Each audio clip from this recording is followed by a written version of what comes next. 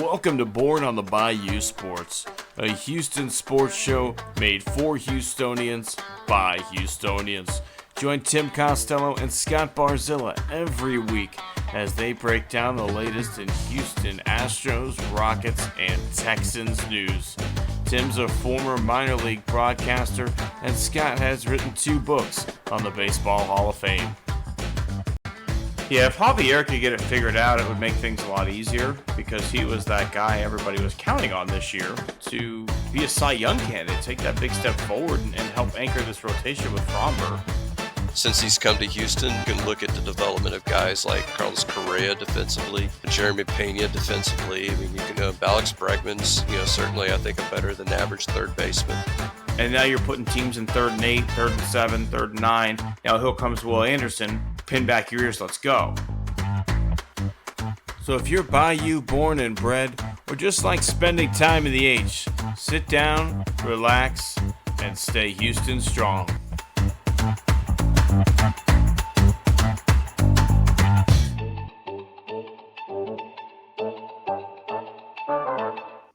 And welcome all my friends to the song that never ends. Come inside, come inside.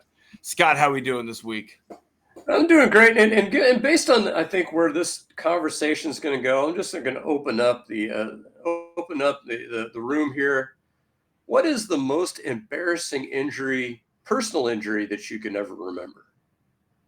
My brother, playing NCAA football on PlayStation 2, was leaning too far back in his chair, fell out and broke his finger. And then when everybody asked how he did it, he said playing football, which technically technically he was right. Because mine is easily 3rd grade.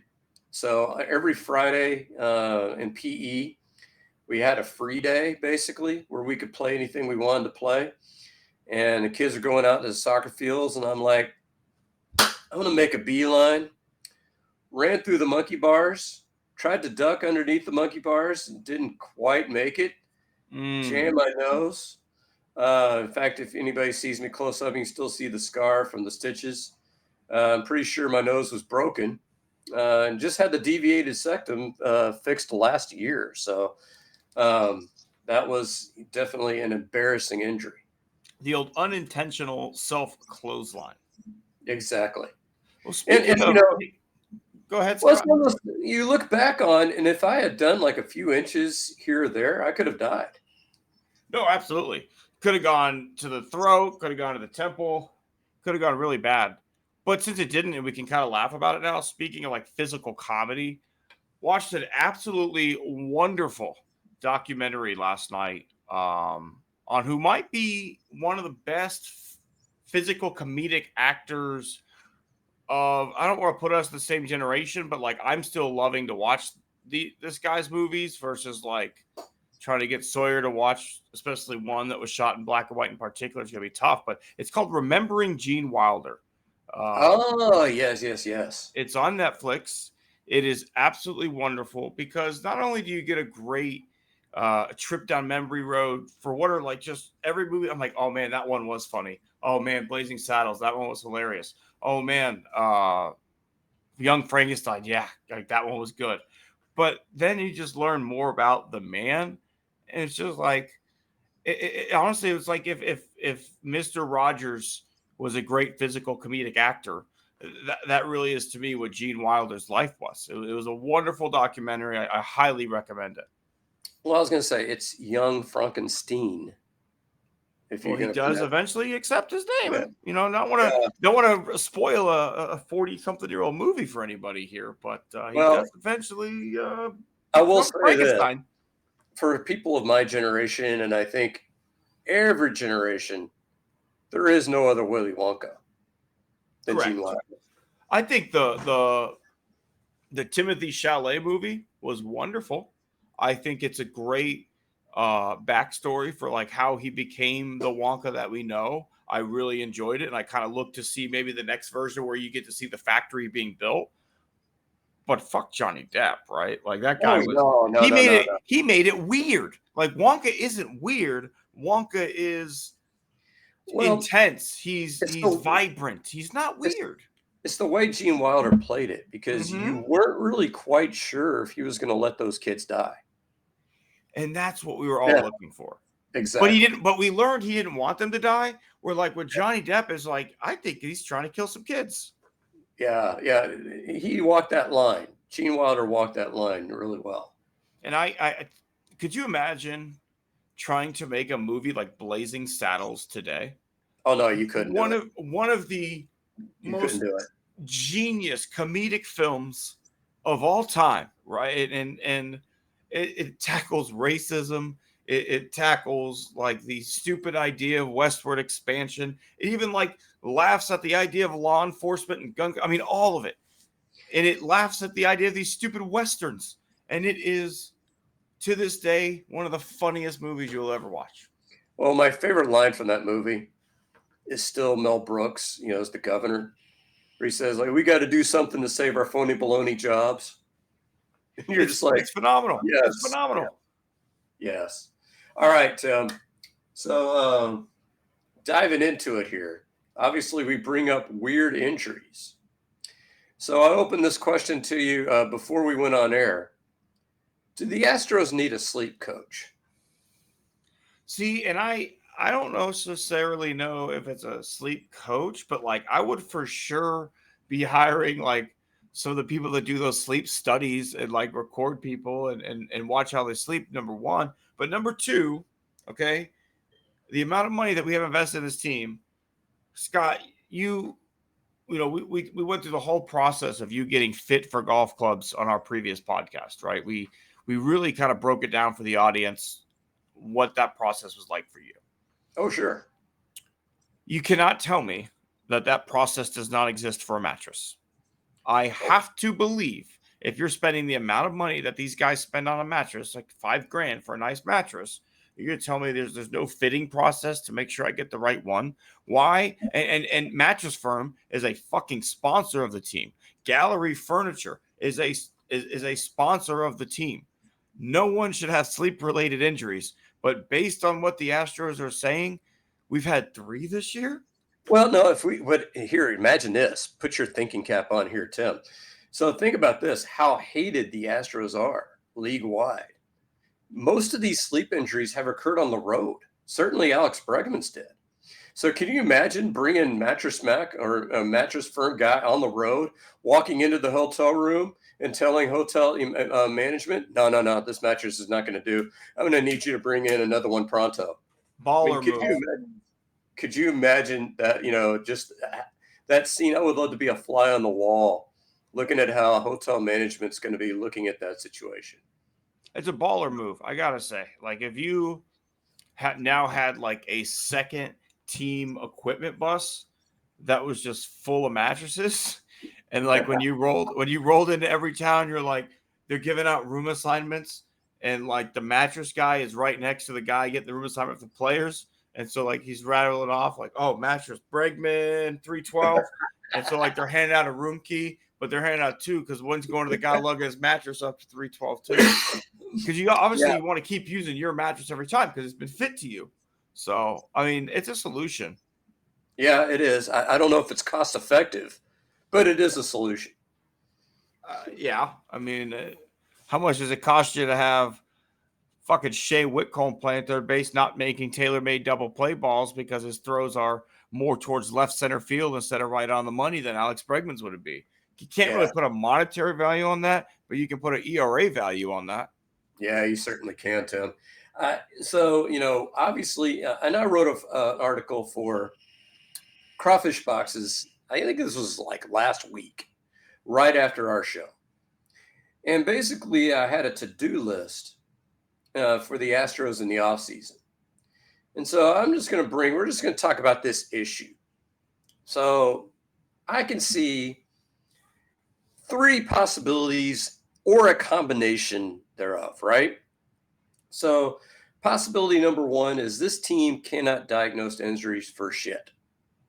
Like they're sending Alex Bregman and his, and they say his MRI revealed nothing. The MRI is probably some guy, with the initials MRI that's living under a freeway bridge that's looking at his elbow going, it looks okay to me. So that's possibility number one.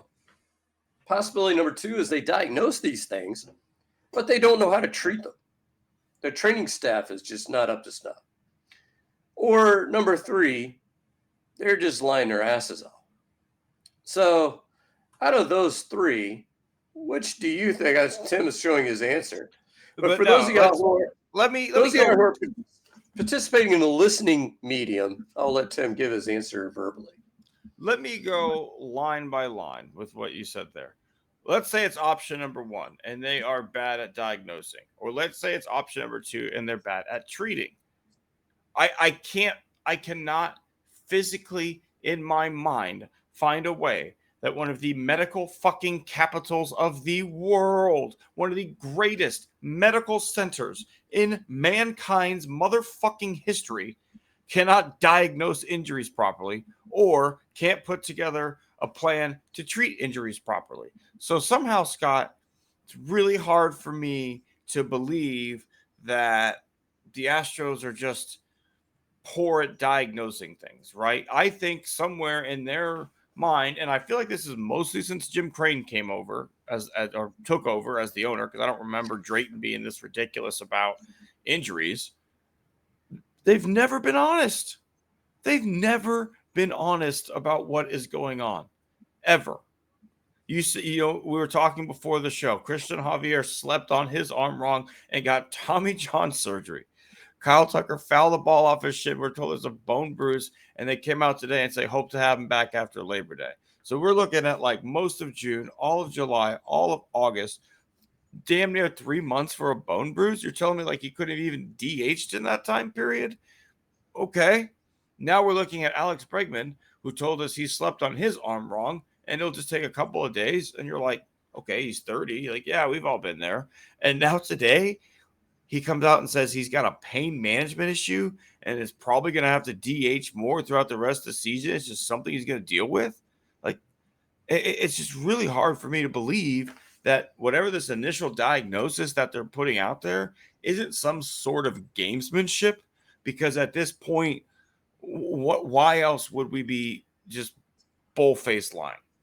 Yeah, and basically where I'm at on this is that, and Dusty Baker used to do the whole HIPAA thing, which, as an excuse, that was, complete horseshit. But let's go back to past ownership. Why do we need to know that Kaz Matsui has anal fissures? So glad that we did, though. Like, looking back, aren't you glad that they let us know that?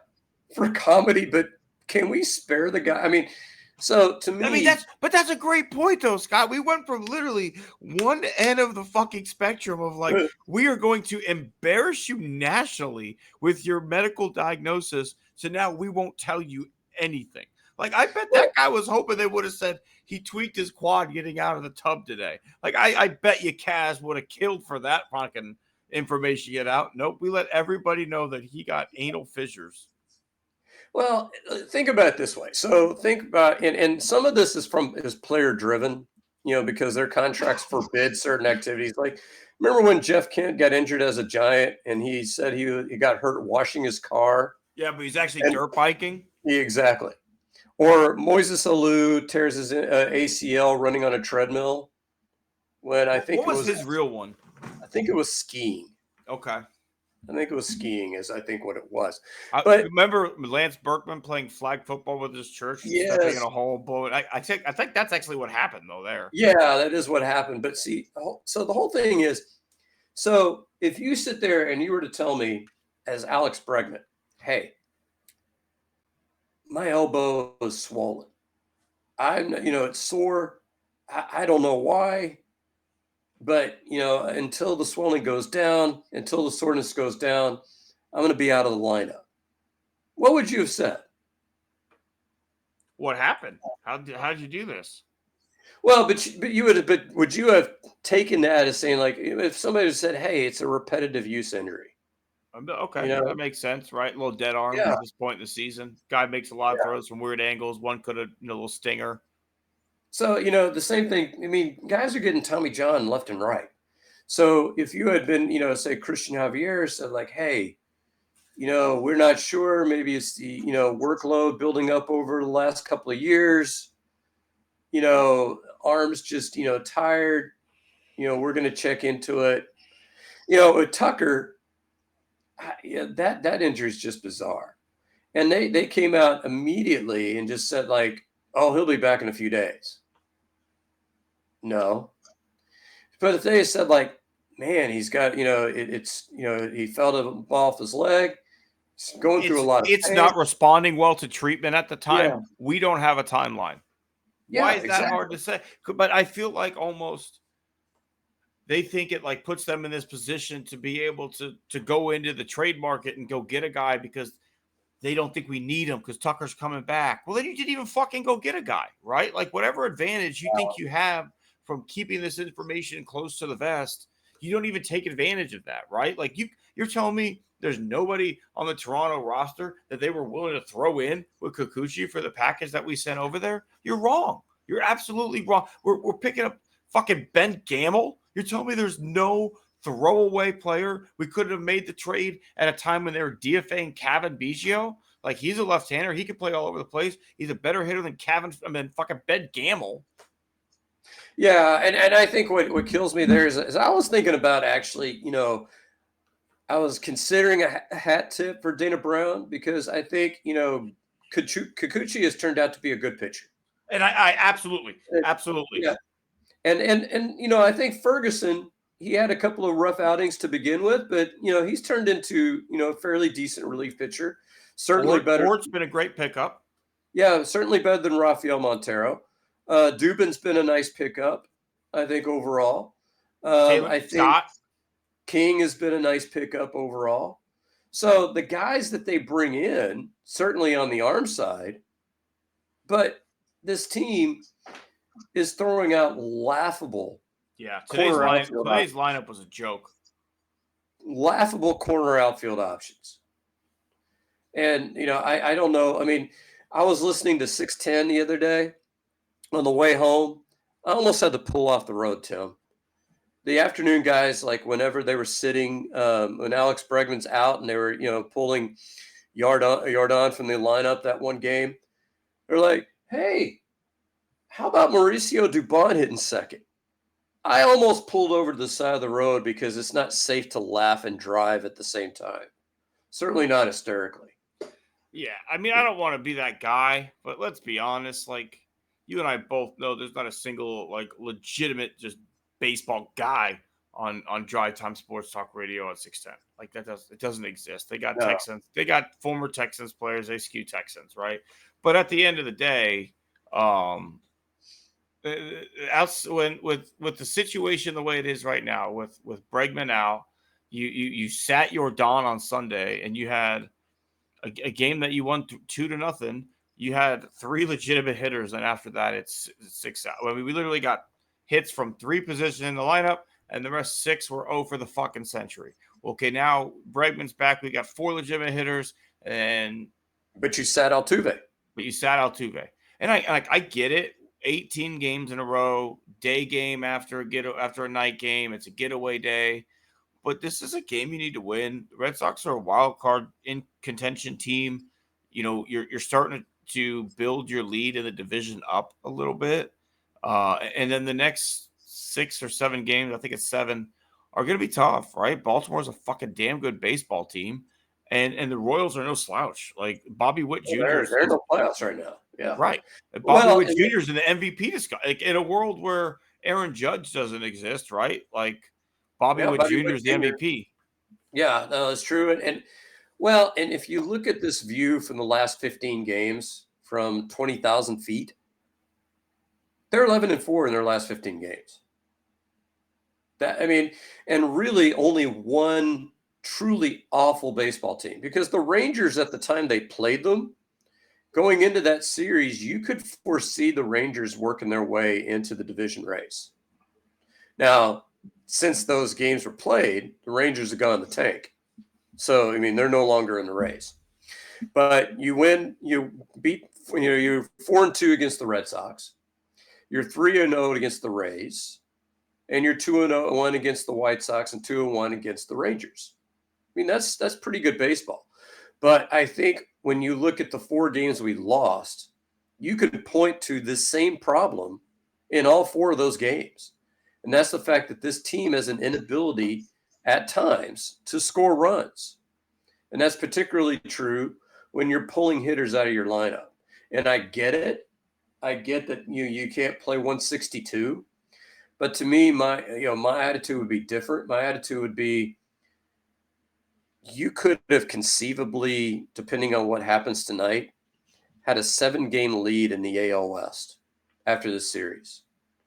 To me, my attitude would be like, I'm going to floor it.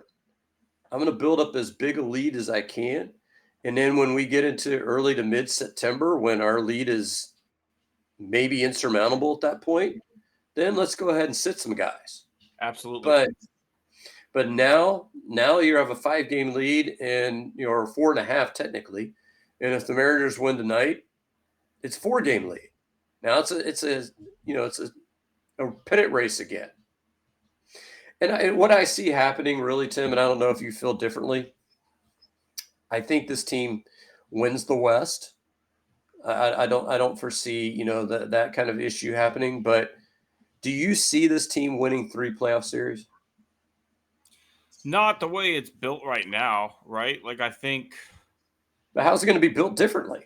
If Tucker comes back. Yeah, I mean, I guess, but. And then I think once you get to the playoffs, I think we're going to see a situation where most likely Caratini and Diaz are both in the lineup every single day.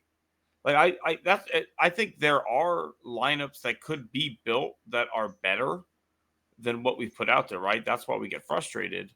But if this team has playoff success, it's going to be like the 2022 team that the bullpen got hot. And, if you have any kind of lead after 5 or 6 innings, like, shut it down, because you can go or to Abreu to Presley to Hader, right? Or you can go King, or you got Taylor Scott, or you've got, like, our playoff bullpen could be pretty sick, right? Like, Ort was throwing 99, 100 mile an hour gas last night. Like, I think we made a mistake running him out there for a second inning. Like, I get it. Yeah. You had a chance to, had a quick first inning. You had a chance to maybe, sneak a second inning, a workout of a guy, and save the bullpen a little bit. But, like, that guy's been pretty nails for the most part when he's in there. King is a good lefty guy.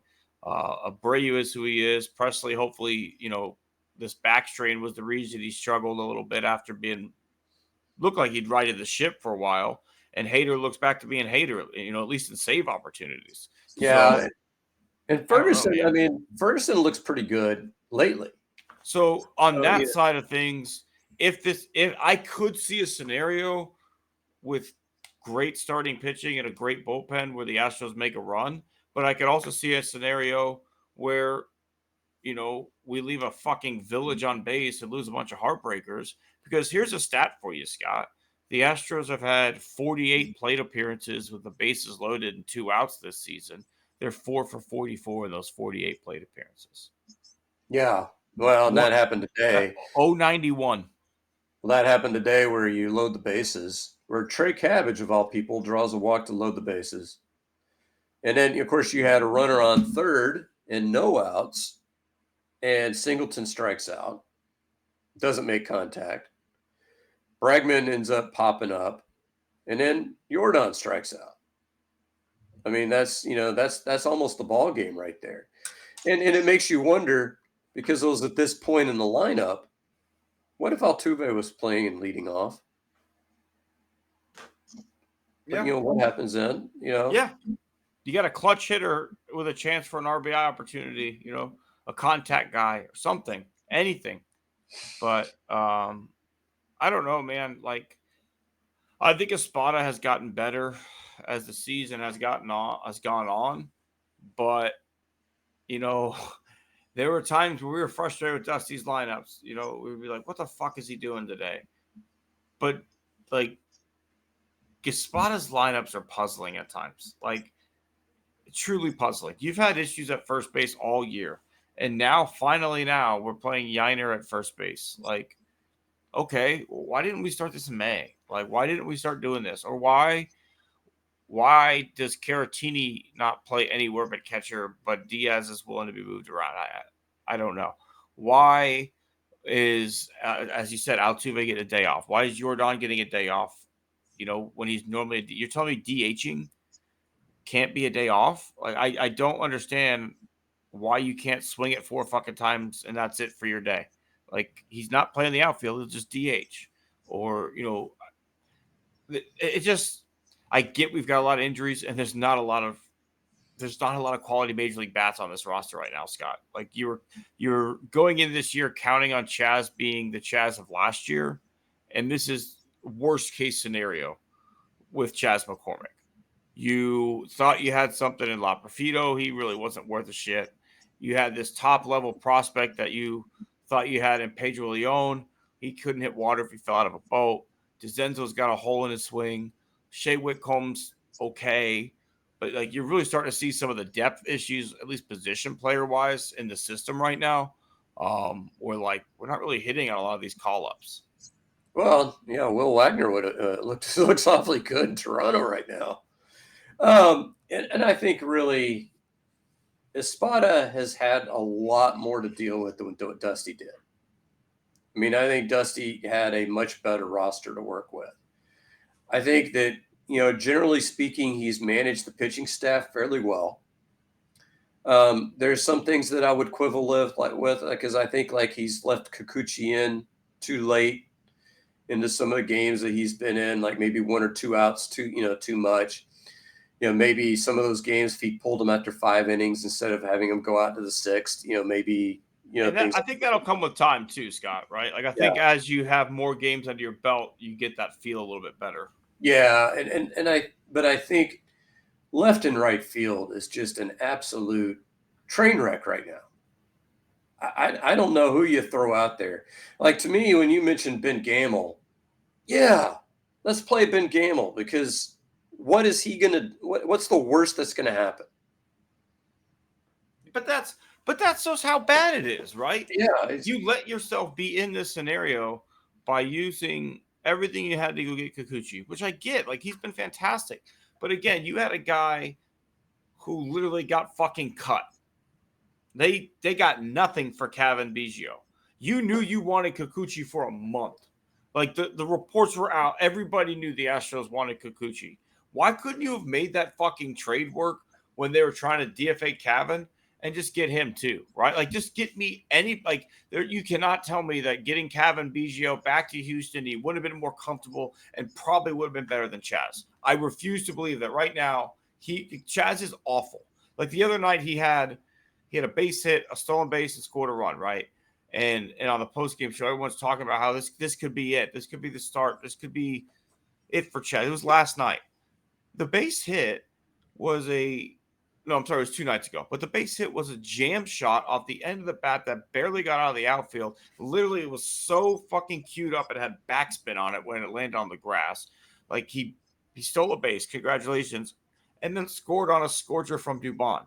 Like, I don't understand how mishitting a baseball and scoring a run on Dubon's signal is going to turn Chaz's season around. Like, Chaz has completely lost the approach that made him a successful baseball player, which was looking to drive the ball the other way. He got pull happy, and now he's fucking lost up there. Yeah, and one thing I would, and I don't know that I would even levy this against Dana Brown specifically, but I'll levy it against the Astros in general, is that they don't play the DFA game nearly enough. Amid Rosario gets DFA'd by the Dodgers. Now, he can't play left or right field that we know of, but could he have played third base? You think he's got a 100 plus, Cavan Biggio was DFA'd. He was DFA'd by not only the Blue Jays, but he was DFA'd by the Dodgers. Could you have picked up Cavan Biggio? Do you think he would be better than what we're throwing in place of Bregman right now? He's better than Ben fucking Gamble. Yeah. So, how many of these guys, when you're looking, Yuli's hitting 300 in AAA with 12 stolen bases and like double-digit homers. well, All better. And you know what? He can hit a major league fastball, unlike DeZenzo. he must have gotten hot because he was in about 230 when we were going through there. He has been hot lately. I've been watching him. Well, and so here's, that would be a first base option, obviously. Better than DeZenzo, who literally cannot hit 92. Like, he swings through 92 regularly. Well, he had been in AAA for a week? Yeah.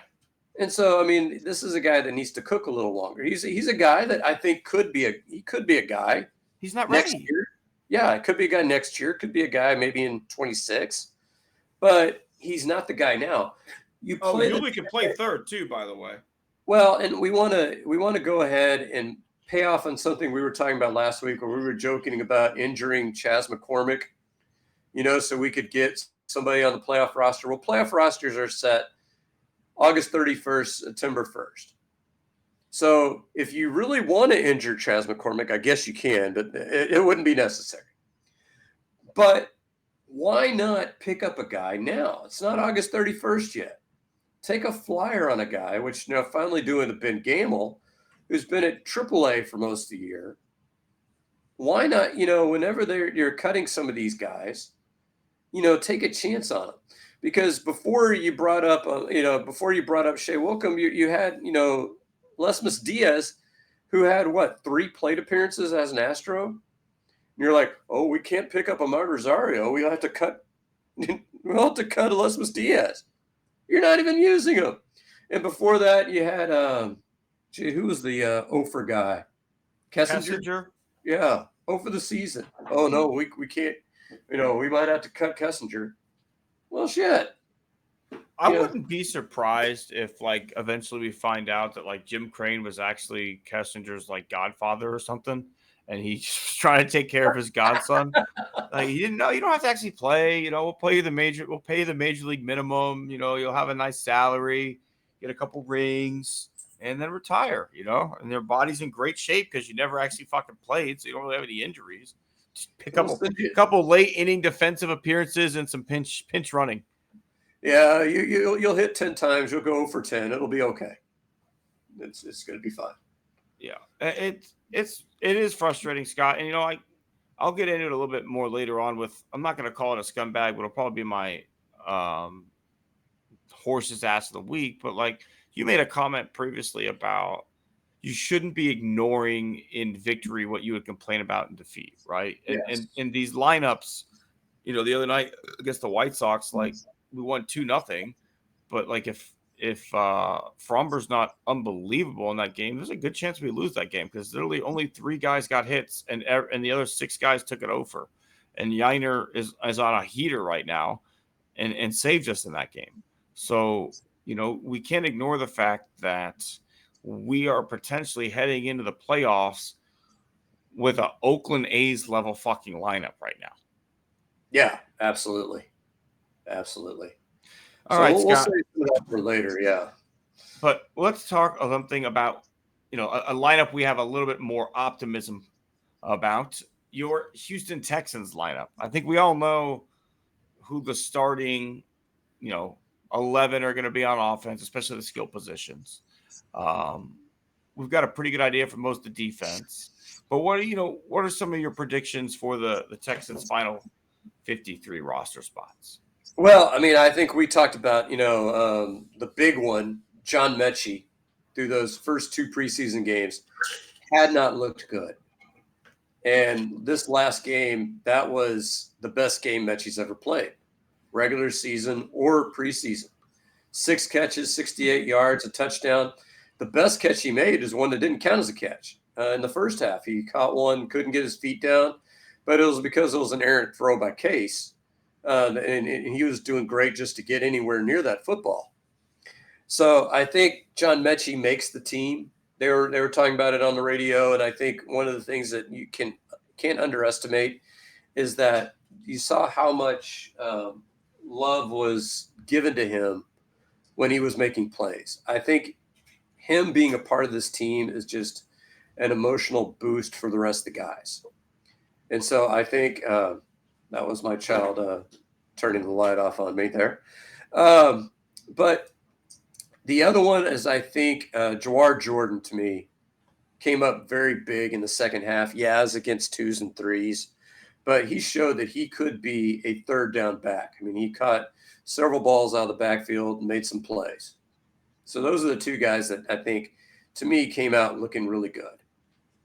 Yeah, I agree with you on Jordan, and especially, excuse me, to the point where I think he's a guy that if he doesn't make your 53 and you try and put him on your practice squad, he's not going to get there, right? I think there's somebody in this league who's willing to put him on a 53-man roster, and that scares me a bit. But I think on the other side of the predictions, like I think Dameon Pierce is headed out of town, right? Like I have seen other guys able to do something with the blocking that they've been given, and I see Dameon Pierce unable to do anything with the blocking he's given, right? Akers has made something happen. Jordan made something happen. Pierce makes absolutely nothing happen with his carries. And I think, for all the excitement that he brought to town his first year here, this system just does not fit him. And he's not a good enough kick returner, even with today's rules, to justify keeping him as a specialist on this roster. And you've got players who are performing better. Like at this point, like he's not even a good short yardage back. So I don't know where he fits in on this roster at this point. Yeah, the guy with Pierce, maybe you can, and you'll get the joke here. Maybe, they could find a way to trade him and Robert Woods for an 8th round draft pick. Yeah, I know there's only 7 rounds. But no, seriously, I think there's a team that would, if I were a team that were running a more traditional blocking scheme, I'd throw a 6th or 7th rounder. Yeah, the Texans way. And if you're the Texans, I mean, the Cowboys should take a shot at him at this point, right? Like all you've got is an old Zeke. Like he'd be a good fit there too. They're not running a zone scheme. Right. And Robert Woods is a guy that I think is a good possession wide receiver. We just got way too many wide receivers. Cowboys could use receivers too. We'll take a 3rd round pick, Jerry. Yeah. Well, yeah, right. But the other guy that I think came up pretty big, and I just don't know where he fits, is British Brooks. Comes up with 2 touchdowns late in the game. He's a guy that body-wise, he could be that short yardage back, but he could also be kind of a hybrid fullback if you wanted to, to go that direction. But he's a guy that I think if you shot the Texans full of truth serum, they would want him on the practice squad and they would hope that he would slip through. I just don't know that he would. Could you see a world where a Mike Allstott type back could exist in today's NFL? And maybe would the Texans probably be one of the better landing spots for a back like that to exist? I think so, because I think when they were mentioning this, I think during the telecast, but maybe I'm getting my sources wrong, but they said that the Texans used a fullback on 22% of their plays last year, which was top 5 in the NFL. So clearly this team wants a fullback. But the thing is, the problem is that a fullback's a specialized position.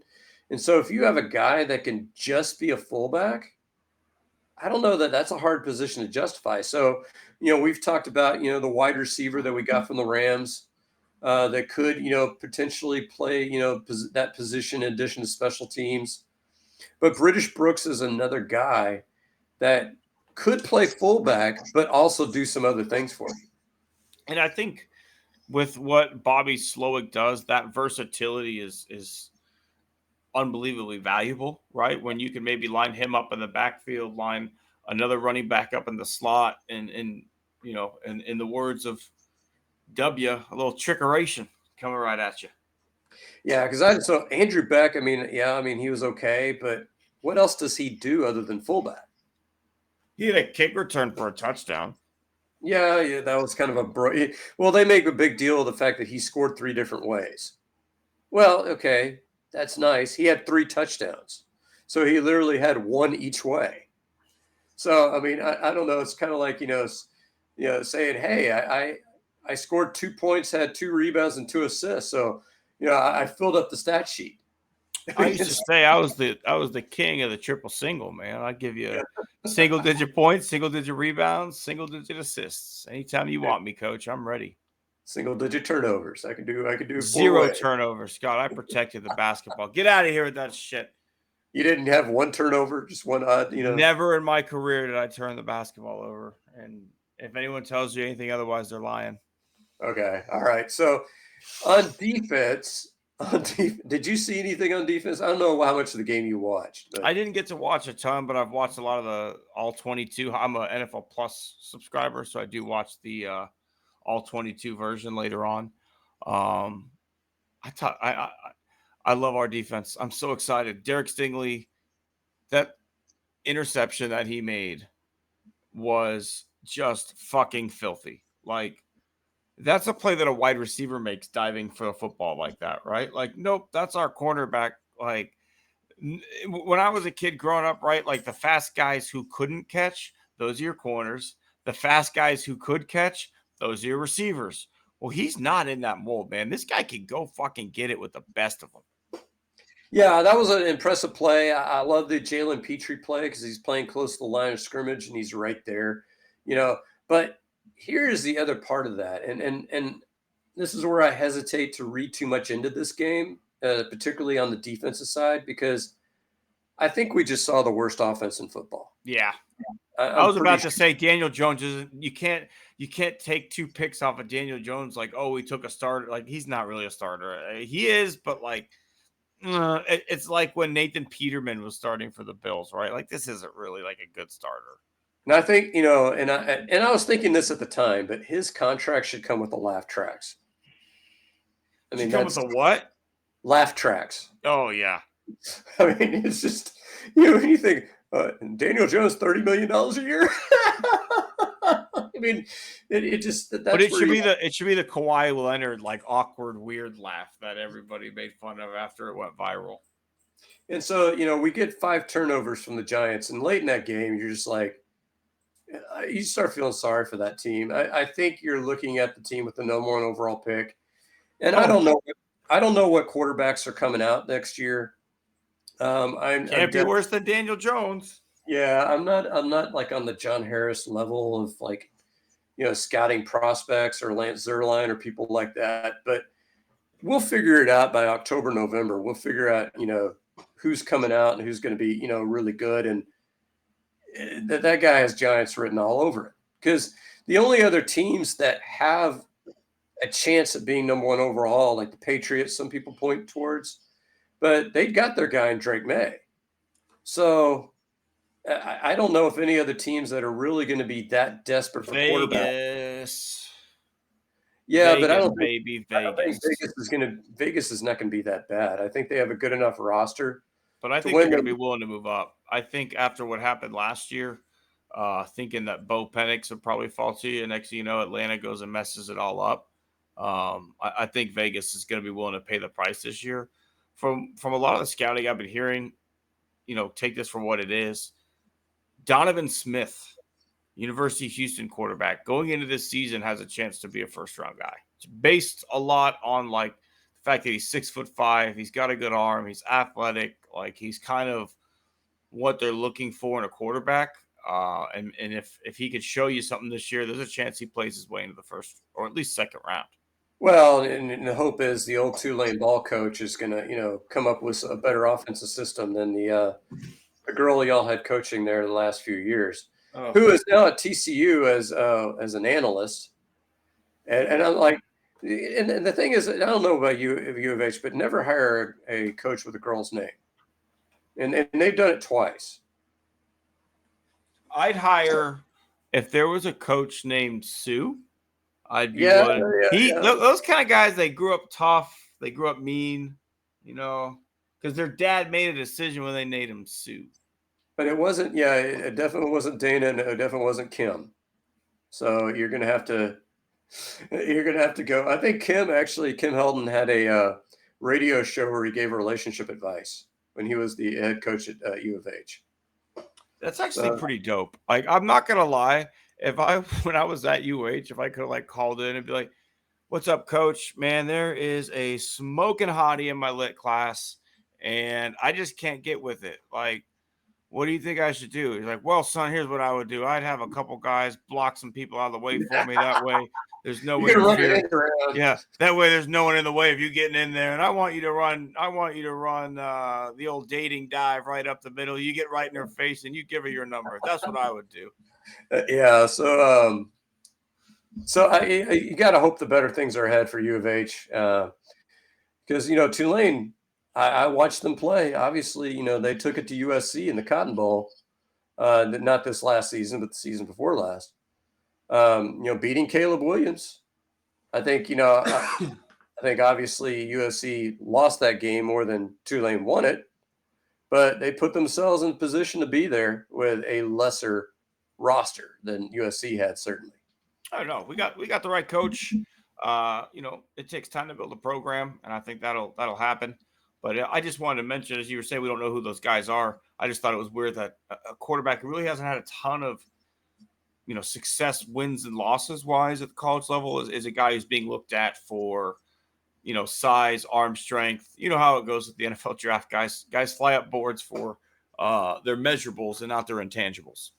Well, that, and you look at the last several drafts and think about this. Who was Jaden Daniels before last year? Yeah, I mean, Brian Kelly makes quarterbacks look good too, right? Jaden Daniels bounced around. Penix bounced around. A guy who's going to get a lot of look this year coming out of college is Cam Ward up at Washington State. He's bounced, he's transferred. So we're in a situation now, Scott, where a lot of these guys previously, we may not have heard who they were, right? They made a choice to go to a certain school and it didn't work out. That probably would have been it. Now it's so much easier to transfer. These guys are showing back up elsewhere and showing us, hey, that's not who I was. Joe Burrow is another one of those guys. I mean, he was at Ohio State, goes to LSU, and I think what you're going to see now more and more is you're going to see these 1-year wonders that are just going to shoot up draft boards.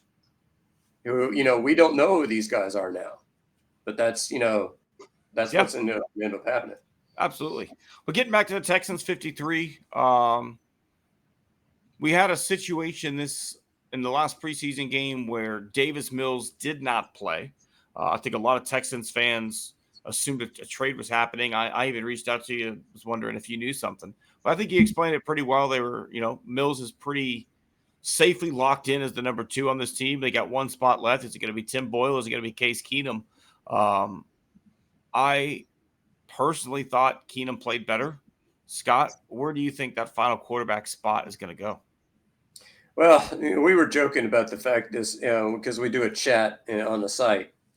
Tim Boyle, he labels himself as a gunslinger. Let me tell you, if I'm in the saloon and Tim Boyle is coming in with a gun, I am ducking my ass down because there is no way that guy is hitting anywhere near his target. Yeah, he didn't say marksman. He said gunslinger, right? Like, I think there's a difference. Like, Brett Favre was considered a gunslinger, threw a lot of picks, not exactly a precision passer. He's more of a volume shooter. Might as well have a shotgun out there. Just let it fly. Like, have you ever seen the meme where you have like the Star Wars stormtrooper shoots wildly, but the Star Trek's red shirt still dies? Yeah. I mean, it's...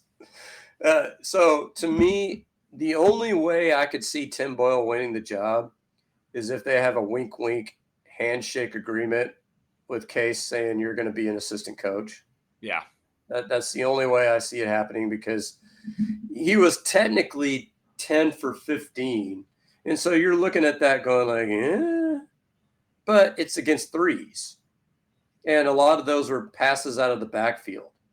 So anything that he was passing down the field, there were some significant accuracy issues. Like there was a play that would have been a touchdown by certainly C.J. Stroud or even Case Keenum.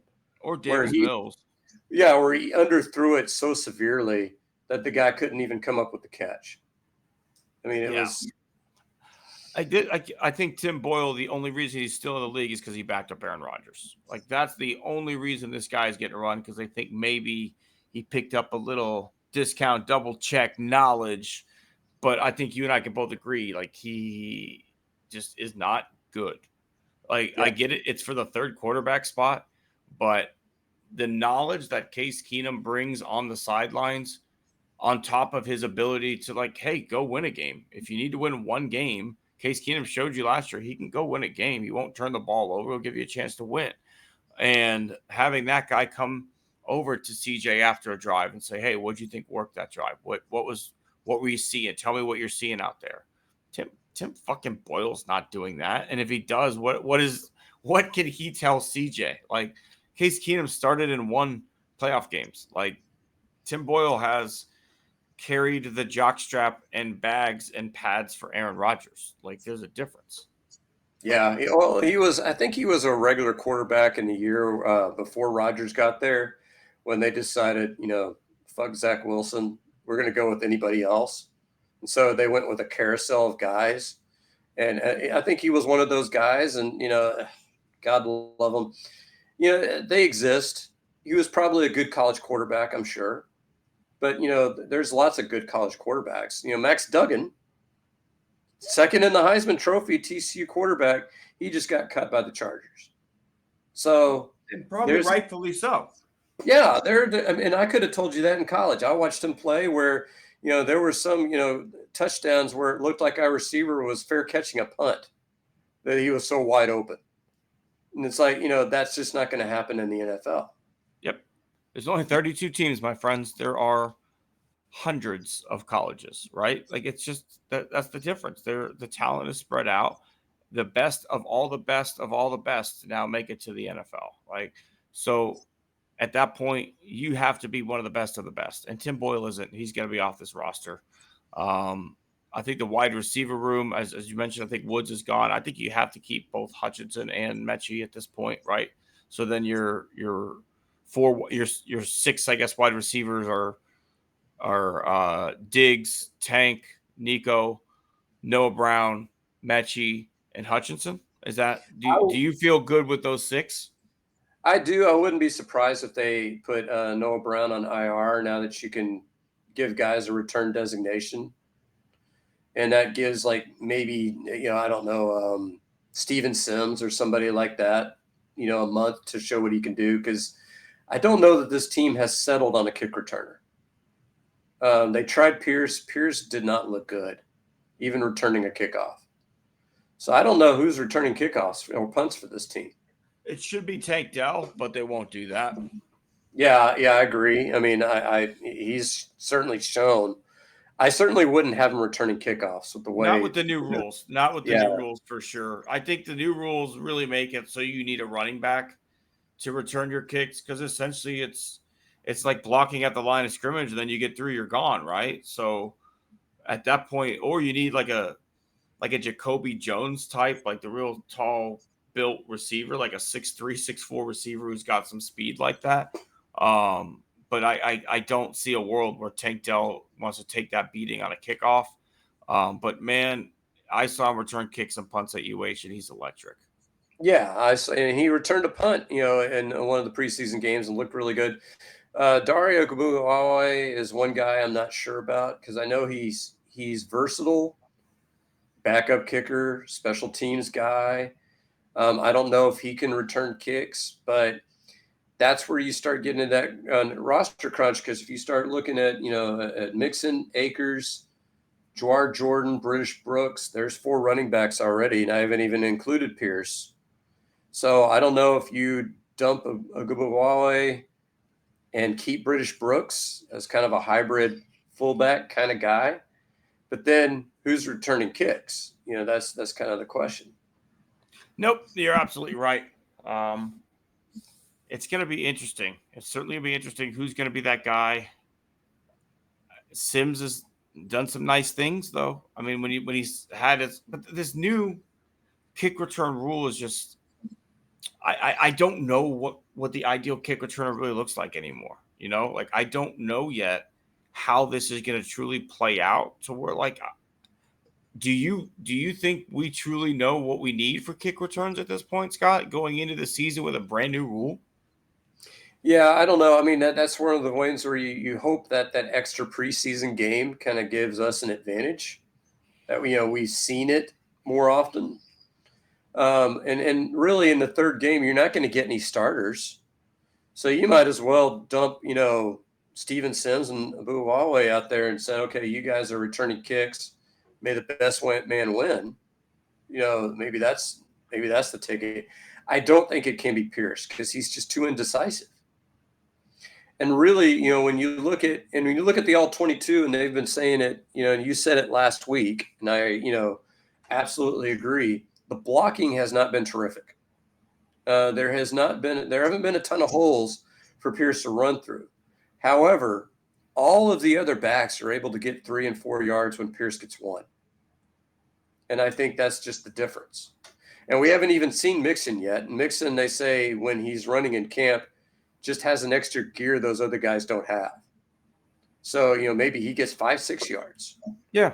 And to me, you cannot afford to have a guy who gives you 1 yard when everybody else on the roster gives you 3 or 4. Yeah, there's just no value added, right? Like everybody, you only get 53 guys, and when you break it down, it's what, like 25 on each side of the ball. Then let's say like a long snapper, a punter, and a kicker. So if that take out your 11 starters, that's 14 spots for backups. Like you got to be able to bring something, right? Like you've got to be able to show me why you're valuable with one of those 14 spots, because you're going to keep a swing tackle, a backup guard of some sort. You're going to have 2 or 3 extra receivers. You're going to have a backup tight end. Now I'm looking at only 1 or 2 roster spots, and if all you give me is 1 yard in a cloud of dust, take your broom and get the hell out of town. Yeah, I feel bad for him. He's a good guy, works hard. I'm a great guy. I never got a chance. Yeah, he went and got his college degree, in the offseason. So, I mean, and that's the thing with John Mechie, too, before this last game. Is like, there are guys that are great guys that you're rooting for, but eventually you got to show me something. And Mechie this last week did. Pierce did not. And I think you have to acknowledge the rising to the occasion, right? Like you and I are both golfers. There's something to be said for the guy who knows he's either A, near the lead and can make his move at the end, or B, near the cut line on Friday and needs to make something happen to make it to the weekend, and then does it, right? Those guys have a little something extra in them to dig down deep and say, I need the birdie here. I need to make this play. Hey, I've got 45 seconds left and we're down 4. I need to find a way to go 60 yards and get a touchdown. Hey, John Candy's here tonight? Cool. I got this, right? Like those guys have that. CJ seems, at least through 1 year, to be one of those guys with some of the drives he's led. If you don't have that you could be a great guy, right? My boss is a great guy, but we work in line with digital marketing because neither of us have that it factor to be on the field on Sundays, right? Like we don't have it. He's a great guy, super nice guy. Love working for him. Texans aren't calling him. Yeah, that's true. That's true. I mean, for the longest time, think it back a long time about Matt Schaub's quote, Texans guys, the Texans way, all that other shit. The Texans way, and I will give this to them, has led to like the least amount of arrests in the NFL since they've become a team. They legitimately do draft good guys.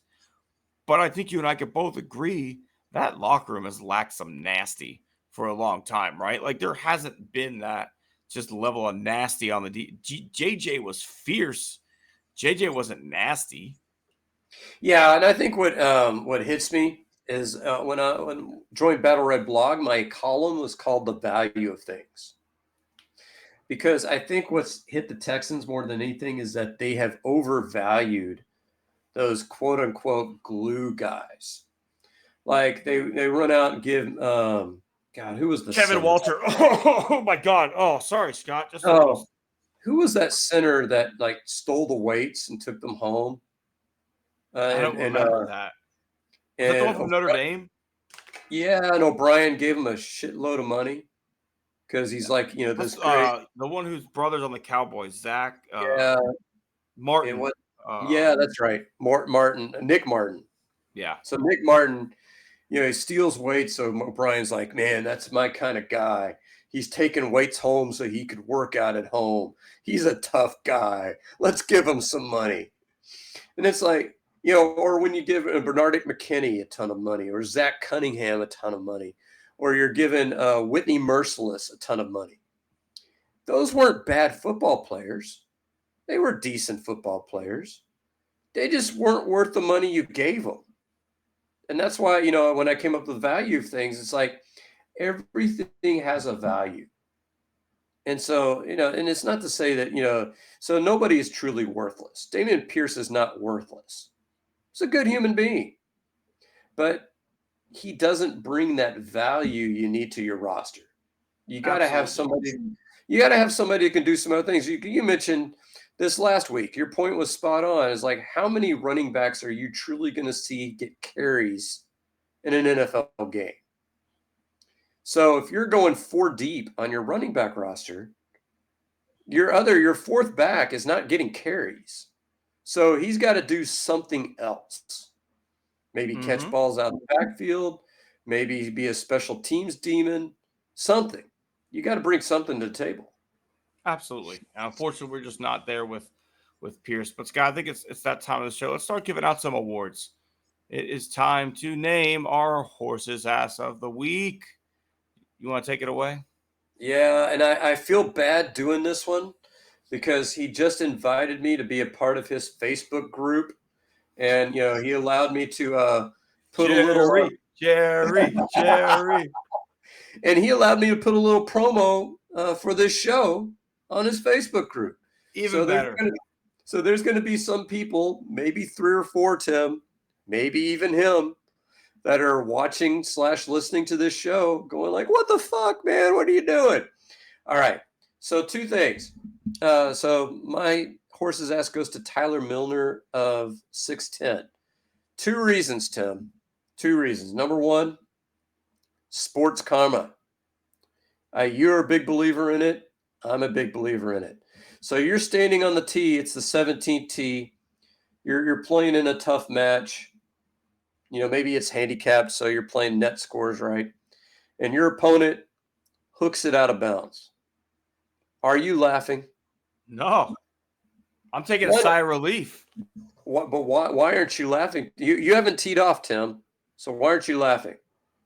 Because I still got to hit my shot. Exactly. So you could hook it out of bounds, or you could slice it into the water. Something bad can happen to you. It's sports karma, Tim. These things happen. So what did Tyler Milner do? This brings me to my second point. He's got a little feature that he calls his turd of the week. What does that sound like to you, Tim? Oh, man. Are we getting ripped off from something that is pretty common? I mean, we've been doing our scumbags for almost, 2 years now? It's been a minute, yeah. So he has a gold, silver, and bronze medalist for his turd of the week. And he gives his silver medal to the New York Yankees. Now, he is giving this on the day before the Astros play the White Sox. And he gives the award to the New York Yankees for losing to the White Sox. What are we doing here, Tyler? What are we doing? You make fun of the White Sox and the Yankees after you play them. Okay, when you're on the 19th hole and you're drinking that, well-deserved beer, that's when you poke fun at him for hooking the ball out of bounds. You don't do it on the 17th tee before you hit. Yep. You do it maybe on the green. You maybe do it right after the round. Man, we were running neck and neck, but then you hooked the ball out of bounds. Sucks to be you. You do that on the 19th hole. You don't do it on the 17th hole because you're just begging for sports karma to come bite you in the ass. Absolutely, Scott. I agree with you. I just not even just sports karma, right? Just life karma. What comes around goes around. Put good things out, good things come in for the most part, I feel like. This week I'm going to also have someone who, like, I hate having to do this, but also, I sent you the screenshot. You saw what I said. I'm in a group called Houston Astros Nation, and the gentleman who runs it by the name of James Matlock, pretty good fan, like legitimate Astros fan. But he's one of those people that, like, as long as you win, everything's okay. You can't question anything. And so he posted an image Sunday after the Astros won 2-0 against the White Sox of a family sitting down to eat a dinner of crow, right? And so I posted the comment, right? You can't ignore in victory what you'd be pissed about in defeat. Like, this lineup was terrible. You cannot sit Yordan when Kyle Tucker and Alex Bregman are out. You went 0 for everything in the bottom 6, and Yiner drove in both your runs. Like, this is not good. And he came back at me with, and your professional opinion comes from where? So one of my favorite responses when I get to answer, like, I actually do have a professional opinion, worked in minor league baseball as a broadcaster. Here's a picture of the championship ring we won in Sugarland.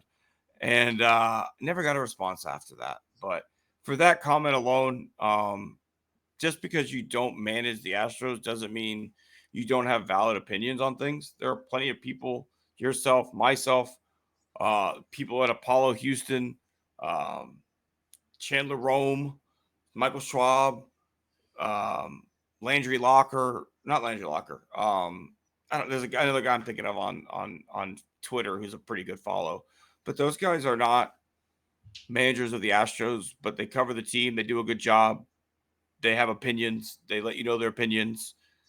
It doesn't mean they're wrong. Like, you can be a baseball guy and not play in the major leagues. So normally a really good guy. James Matlock does a lot for the fans, gives away a lot of tickets. That's why we're only in a horse's ass right now.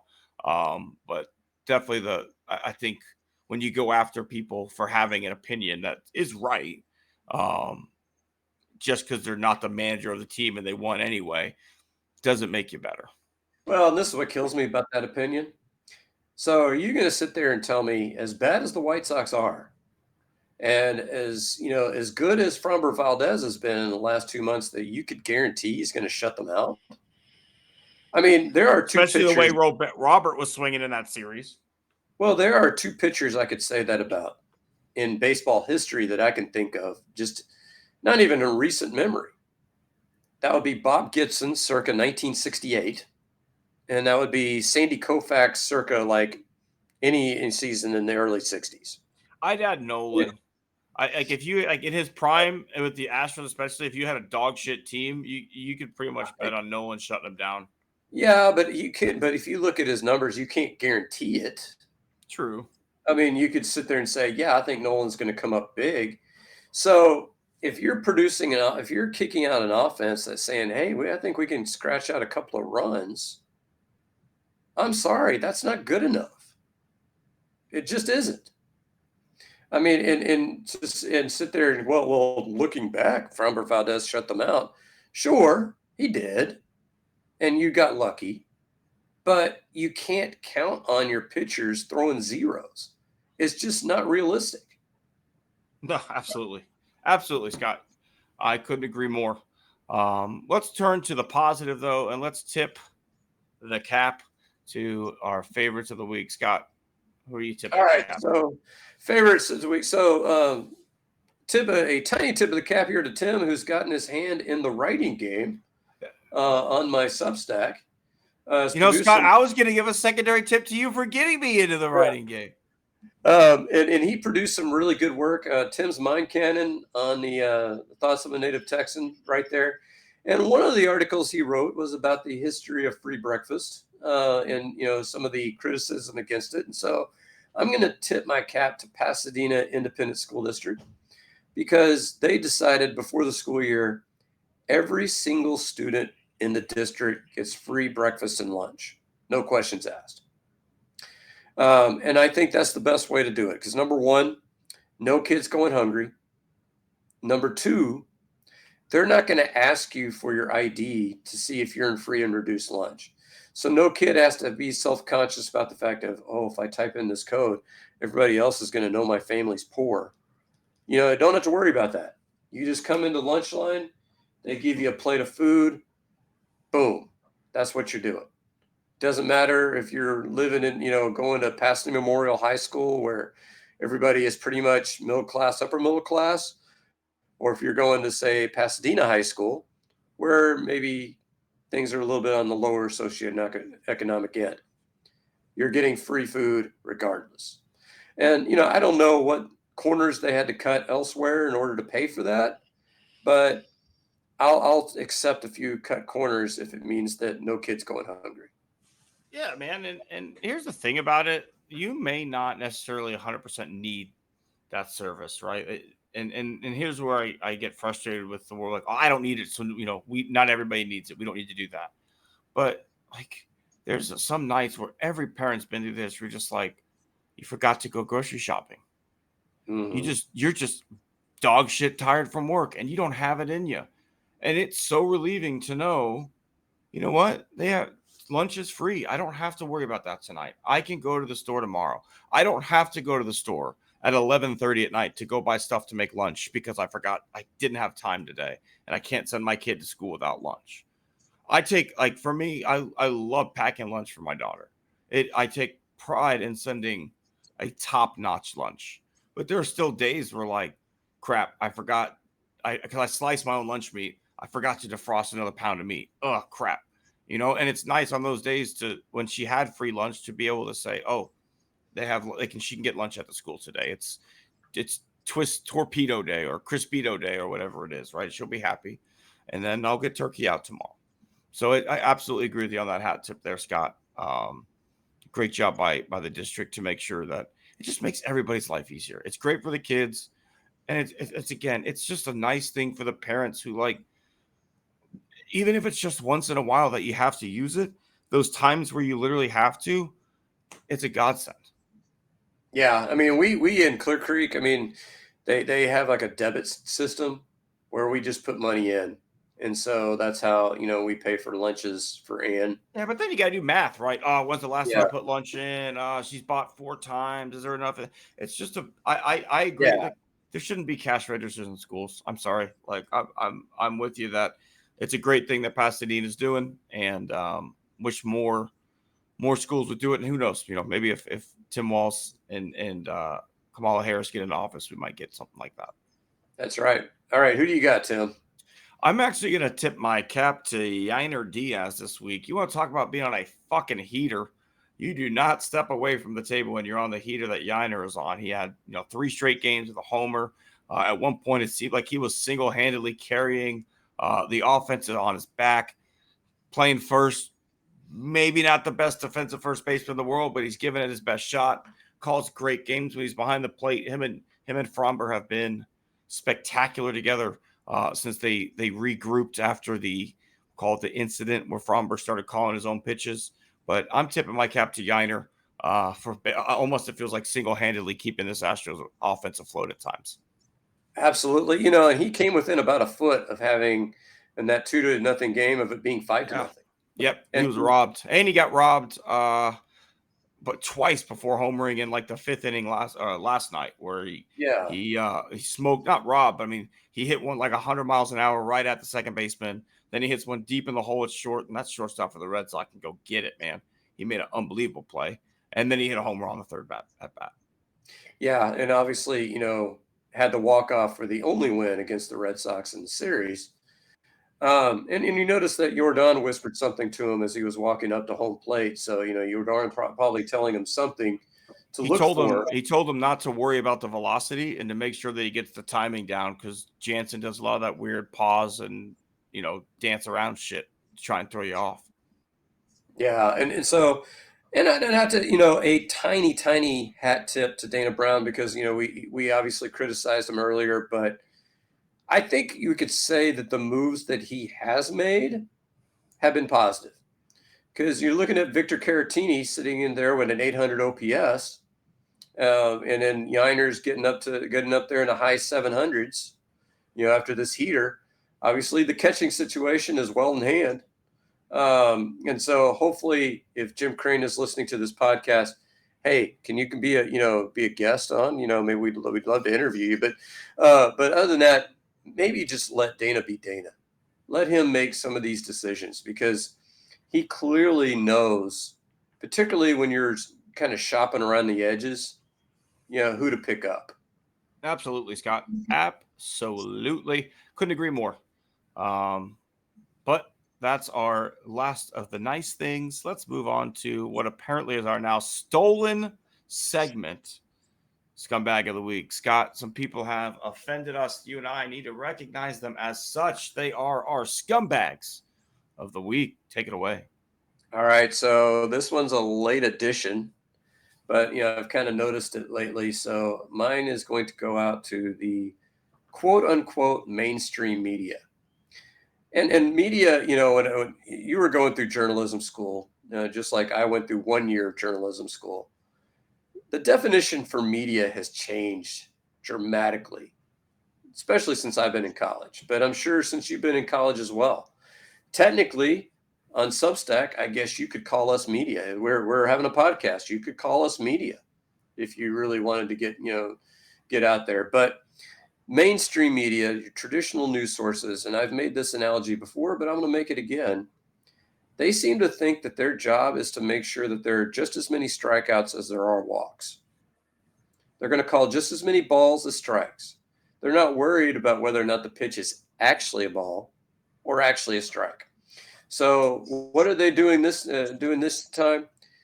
They want to catch the Democrats in as many lies as they caught the Republicans in their convention. So what are they doing? So the Democrats have been kind of poking fun at Donald for being a billionaire. And so mainstream media is kind of throwing out their fact check. Well, actually, we're not sure if he's a billionaire or not. Well, no shit, Sherlock.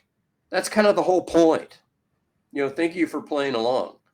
That's the point of mainstream media, Scott. They don't get the fucking joke, right? Like, I think you and I can get the joke. We know that JD Vance never fucked a couch. The joke is he looks like a guy who would fuck a couch, right? And that's what makes it funny. You don't have to fact test and be like, well, actually, we don't know if he actually fucked a couch. That's not the joke. The joke is this guy looks like someone who would fuck a couch. But the thing is we got to catch you in as many lies as we catch the other guy. When the other guy lies far more often. So think about this. You mentioned, the umpire's treatment of Greg Maddux. But you would agree that Greg Maddux had certainly different amount of control than, say, another Hall of Famer like Randy Johnson. Yeah. But we want to make sure that Greg Maddux has just as many strikes as Randy Johnson. And to me, that's not, if you're an umpire, whether or not Randy Johnson almost throws it behind John Kruk, that's a ball. Greg Maddux misses by 3 or 4 inches, that's a ball. But how do we describe that? That's, and as a broadcaster, I think, you know full well that you just can't go pull the Monty from Major League 2 and just go strike, ball. I would argue, Scott, it's even worse than the Bamonte of strike ball, and that we're at the level of Bob Uecker just a bit outside. Don't know how these exactly. Everything's a close pitch, right? Whether it is or not. And that's the problem. They're all close pitches. None of these are, holy shit, that almost hit him. It's just a bit inside. Just missed. Yeah. It just missed the back of his helmet. I mean, it's one of the, and that's, the thing is the lies are just, to me, you got to call out the hystericalness of the lie. And that's like JD, my favorite is JD Vance, and nobody in mainstream media has called him out on this, where he's talking about how Kamala Harris is a chameleon who's changed her identity when the motherfucker has gone by 3 different names. In his life, he's gone by 3 different names. Who has the identity issue, JD? Or is your name really JD? What is your name? I don't know. But the fact that, his name is actually John Cougar Mellencamp Vance. Because, I love the fact, where, can we, talk about the hilarity of it? Well, is she black or is she Indian? Oh my God. She's both. I was gonna say, what if? Let me open your mind up a little bit here. She's both. Yeah, but his DNA counts more, Tim. So it's a 75-25 deal. The best is the people who are But walking around with vials of like JD Vance's sperm everywhere. It's just like these people are fucking lunatics, man. Like, and I'm listening to what you brought up was a phenomenal point, and I would direct anyone who's interested in what you're saying. I'm listening to a great podcast right now. This week's episode of Behind the Bastards is actually about exactly what you're saying. How the liberal media basically helped the Nazi government come to power in Weimar Germany by doing exactly what you're saying. Well, yes, they did beat up some people, but look what they're saying about the economy. They're helping the economy. Or, hey, I know that Hitler wrote Mein Kampf, but like he was crazy and in prison when he said it. We don't have to take that. Like, you don't have to make excuses for people. People show you who they are. People show you your true colors. And then on top of it, understand a joke, right? Like, again, we don't think JD Vance actually fucked a couch. We just think he looks like a guy who would fuck a couch, and that's the joke.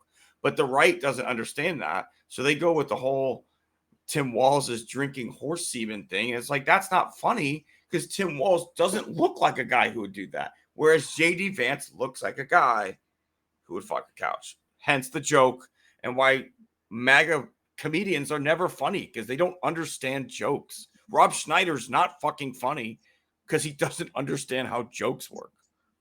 well, that it comes from the book, right, Tim? And because then you got like Christy Nome, who bragging about the fact that she shot a dog. I mean, who does these things? And I guess when you get the vials of semen, are they collecting that from a pull-out couch? I don't know. Like, what if this is a couch collection device? You put a little saran wrap in there and just here you go, fill up the next one. But like, I mean, let's look at let's just take a quick look at what these people at these rallies have been willing to wear, right? I'm voting for the felon t-shirts. Diapers that say real men wear diapers. Period pads taped around their ears. And now walking around with quote unquote vials of JD Vance's semen saying, liberal woman's family starter kit. Like, and how do none of them get just how fucking stupid they look? Well, my question: did you read that article that I sent to you about the guy that was the teenage Trump food taster? Yeah. I was laughing so hard through that That was whole a good thing, one. and so how many people would read that, like particularly on the right, and go like, "Oh, that poor kid," and not realize that the whole thing was a joke. Yeah. We can't make jokes anymore. We really can't because some people are just too stupid to get them. Like, it's not even for fear of being canceled. It's for like, y'all are just too dumb to fucking joke with. All right, But who you got, Tim? this one was tough. I'm going to go a minor one is Donald Trump.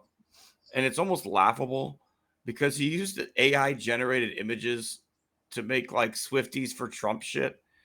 And it's like, how fucking stupid do you think people are? You've been literally complaining that Taylor Swift is like demonic and like breaks all these rules for election interference and all this stuff. And now on Truth Social, you're making AI generated Swifties for Trump stuff. It's just like life is a meme. Life is a fucking meme at this point.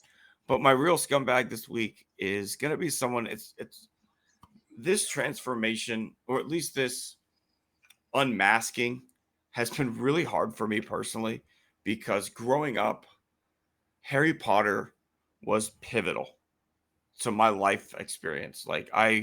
My first date I ever went on my before my senior year of high school was to the midnight book release of the final book of Harry Potter.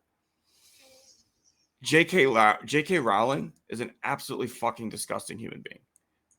She is also legally vulnerable because France has some different laws on how they handle internet bullying or libel or, whatever you want to call it. She's deleting tweets like a motherfucker. 27 deleted tweets in the last 2 weeks and has not tweeted in 14 days because she is a disgusting transphobe who couldn't keep her mouth shut during the Olympics. And I hope to God she gets what's coming for her because it's it's heartbreaking for me almost to realize I loved these books so much, but the person who wrote them is awful. And I'm sure there are a lot of other adults who are my age or around my age who have had to come to that realization.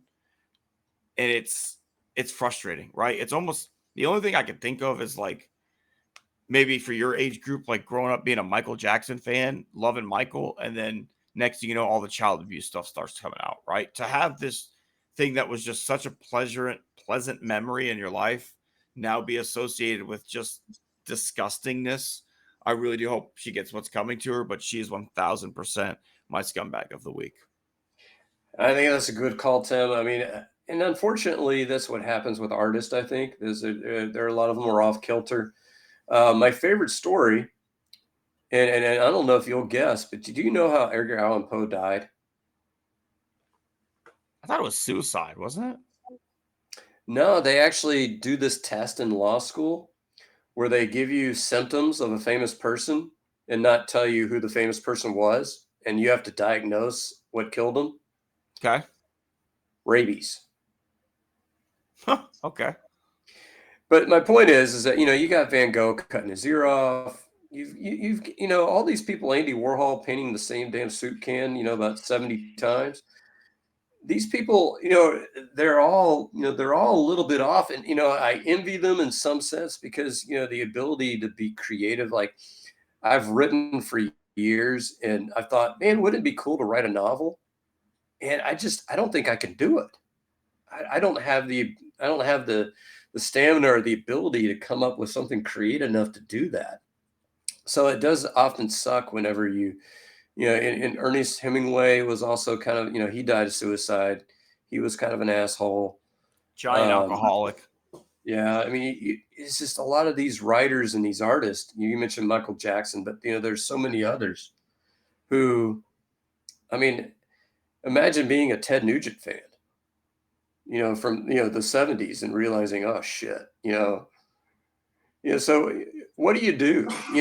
That's kind of the thing. I don't know if you saw the Milli Vanilli movie came out this summer. I did not.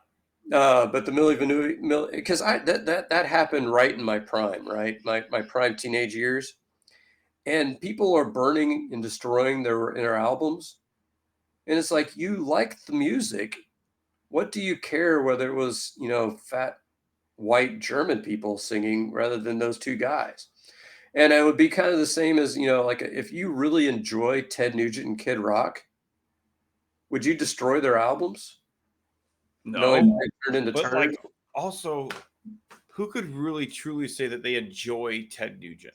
Like, he's okay. Like, Cat Scratch Fever is fun, but like, the guy's fucking insane. And I know more about Ted Nugent's crazy beliefs than I'd ever want to because he's a frequent guest on the Alex Jones show. So, like, that should kind of tell you all you need. If you are a frequent info warrior, you're fucking crazy. Did you watch the NRA TV episode of John Oliver? Yes, I have.